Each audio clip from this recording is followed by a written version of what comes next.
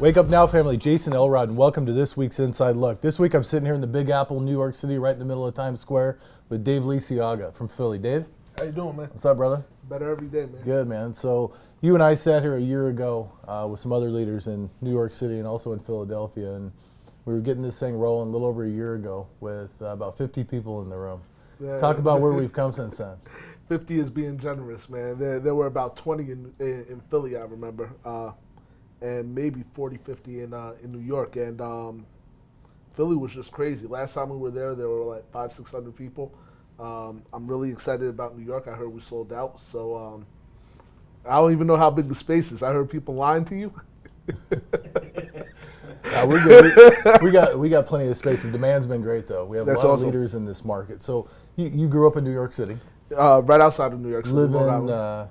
Live in Philadelphia now. Yep. Talk about the East Coast market, because when I first came here, they said, "Oh, you can't build a market in New York or Philly. They don't do network marketing here." Yeah, that's what everyone says, but you know what? I think that what's different about Wake Up Now is that people are actually winning, and so we've seen a lot of network marketing companies come out. I've been approached by several because I had the ability to build in the East Coast, and at the end of the day, it was always, are your people being successful with you? Most of the time, it was no. Here we really don't take a lot of garbage. So you give us a lot, you feed us lines, we don't buy it. We need to see it for ourselves, experience it for ourselves. And so when it happens and people have the buy-in and they're actually able to see the income, they're actually able to see the ability to make money, they're all in. Because at the end of the day, we're hustlers here. We make it happen. Well, another big thing I think it has to do with is the Thunder. We've had a lot of success with Thunder in this market. We ship a majority of our Thunder sales to the East Coast. That's awesome. So talk about that. I know you got a lot of customers out here. Yeah. You buy a ton of it. All the time.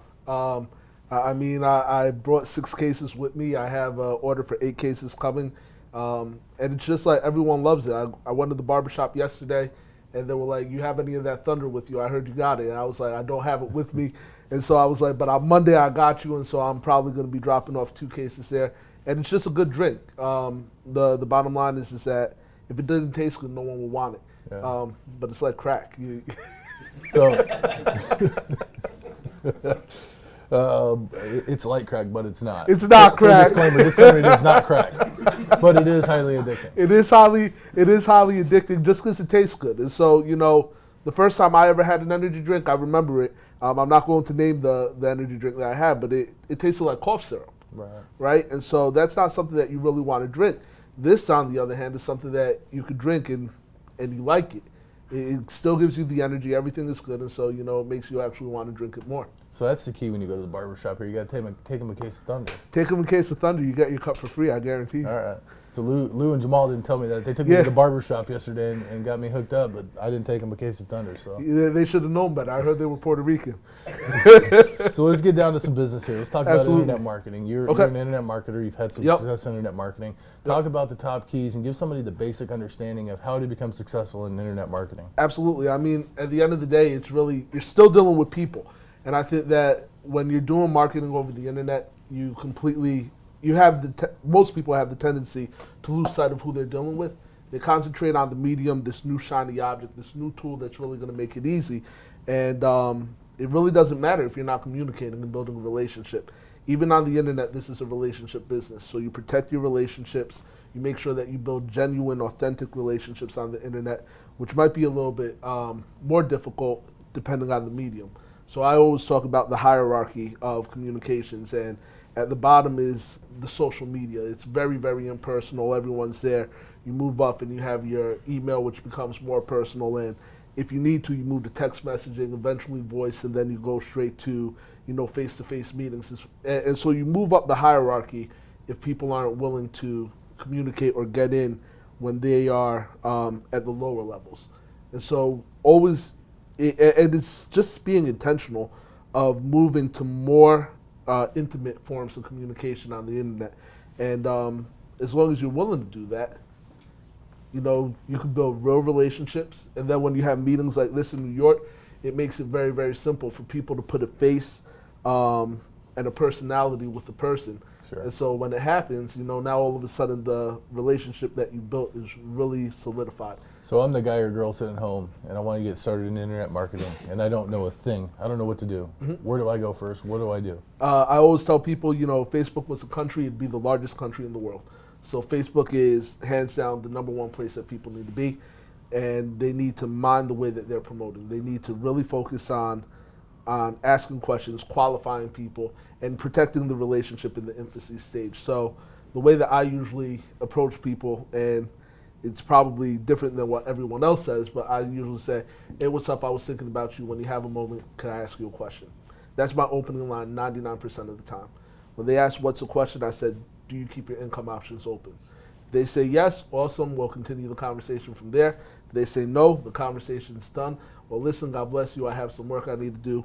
I'll hit you up later. And I actually do hit them up later just to find out how they're doing. Because a no is never a no. It's just a not right now. Right. And when people aren't ready to think about an income opportunity, it's just because it might be the wrong timing. And so a lot of people will cut that. A lot of people will become insulting. A lot of people will do things that they shouldn't do. And if they were just to keep the relationship open, it would be. You said it best. In Canada, you said, watch who you're kicking on the way up because you might be seeing them on the way down, and that's exactly how it is on the internet. So don't burn that bridge. Yeah, respect is really important. So Absolutely. Talk about posting on your wall, because I see a lot of people on there, they post what they ate for dinner last night. They post 20 times a day, but there's nothing that will engage somebody in wanting to be part of their life or their business.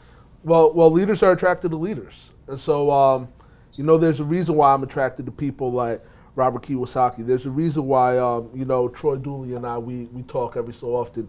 There's a reason why, even though other companies, their presidents, their leaderships, even though I'm not trying to recruit them for Wake Up Now, I do understand that it's important to be connected to them, because as you have that leadership value pouring into your life, you become more of a leader yourself. So if you really gauge and turn all your conversation to be leadership focused, everyone's just going to come to you that wants that kind of leader. It's something missing in the network marketing sector. I think we have great leadership here in Wake Up Now, but generally speaking, people get started with the business and they don't know where to go. And that shows a lack of leadership. So you show that you're a leader, all of a sudden the followers just come. So online marketing, you talked about going offline and building relationships. Absolutely. Talk about the transition from I bring somebody in online, I develop a relationship with them. How do you transition that into doing offline and actually training people and mentoring people and doing events? If you need to prove to me that it's worth my time to come out. I don't get on the phone for everybody. That's just the way that I am. Every time that someone says, could you call me about this? I always say no, but I could have one of my leaders call you.